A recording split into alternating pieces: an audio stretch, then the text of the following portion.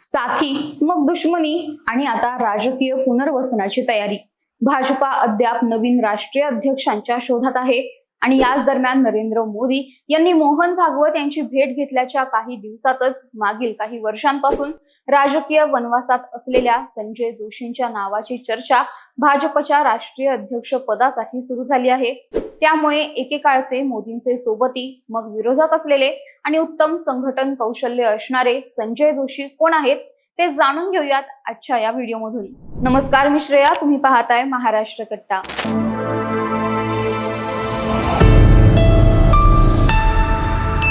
भाजपचे अध्यक्ष जे.पी. नड्डा यांनी संघाबद्दल केलेलं विधान गाजलं होतं। पूर्वी भाजपा कमकुवत होता तेव्हा आम्हाला संघाची गरज भासायची, पण आता आम्ही सक्षम आहोत असं नड्डा म्हणाले होते।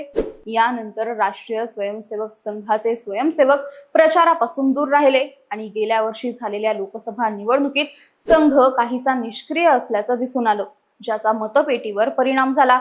निवडणुकीनंतर भाजपच्या 63 जागा घटलेल्या पाहून भाजपला मोठा धक्का बसला। शिवाय भाजपला बहुमतापासून सुद्धा दूर राहावं लागलं। त्यामुळे भाजपासाठी संघाचं किती महत्त्व आहे हे अधोरेखित झालं।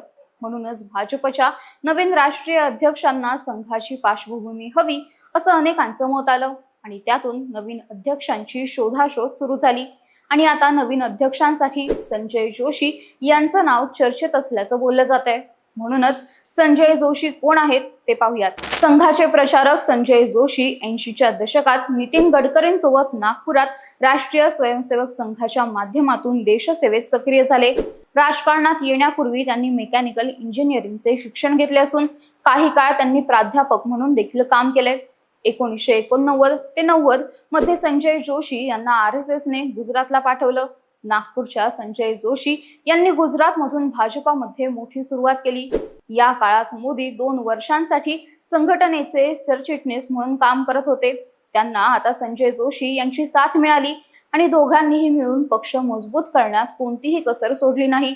त्याचा परिणाम असा झाला की 1995 मध्ये भाजपने गुजरातमध्ये पहिल्यांदाच सरकार स्थापन केलं। त्यानंतर गुजरातमध्ये राहून संजय जोशी यांनी पक्ष मजबूत करण्यात महत्त्वाची भूमिका बजावली।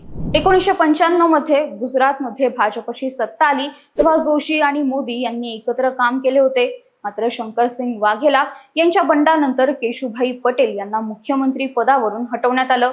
या बंडासाठी मोदींना जबाबदार ठरवून त्यांना केंद्रात पाठवण्यात आलं। त्यामुळे पक्षातील कार्यकर्त्यांमध्ये यामागे संजय जोशी यांचा हात आहे अशी भावना तयार झाली।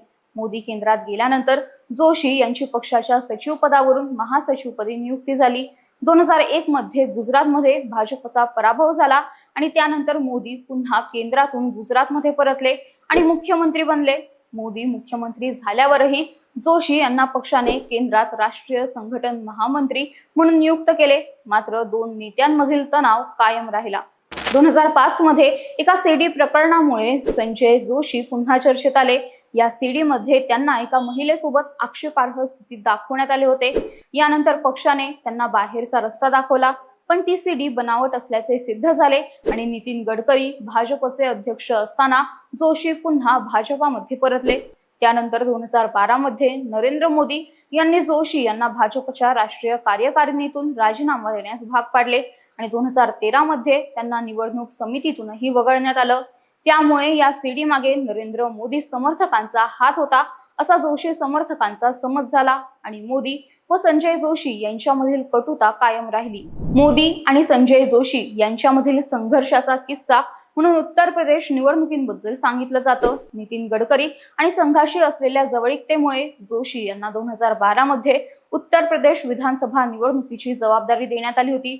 मात्र मोदींना हे आवडलं नव्हतं। परिणामी ते एक दिवसही निवडणूक प्रचारासाठी उत्तर प्रदेशात गेले नाहीत, ज्याचं कारण मोदी आणि संजय जोशी यांच्यामधील संघर्ष असल्याचं सांगितलं जातं। संजय जोशी यांच्या संघटन कौशल्यांचा अनुभव पाहायचा झाला तर 1998 मध्ये जोशी यांची गुजरात भाजपच्या महासचिवपदी नियुक्ती झाली। 2001 ते 2005 या काळात संजय जोशी यांनी भाजपचे राष्ट्रीय संघटन महामंत्री म्हणून काम पाहिले।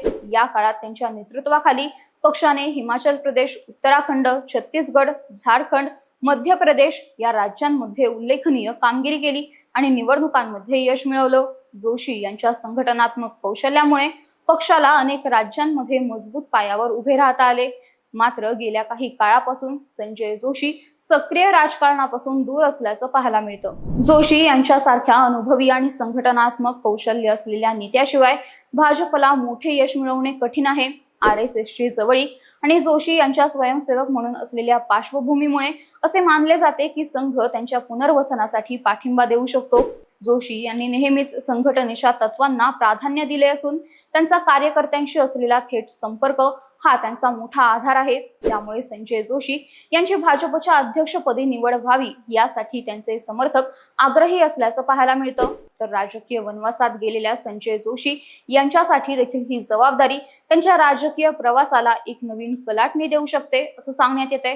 मात्र याला मोदी समर्थन देणार का यावर बऱ्याच गोष्टी अवलंबून असतील. संजय जोशी यांच्या अनुभवांचा भाजपला नक्कीच फायदा होईल, पण त्यासाठी भाजपा त्यांना अध्यक्षपद देणार का? संजय जोशींचा राजकीय वनवास संपणार का हे पाहणं महत्त्वाचं असणार आहे. तर यावर तुमचं मत काय ते कमेंट करून नक्की सांगा आणि या व्हिडिओला लाईक, शेअर आणि महाराष्ट्र कट्टा या आमच्या YouTube चॅनलला नक्की सबस्क्राईब करा. धन्यवाद.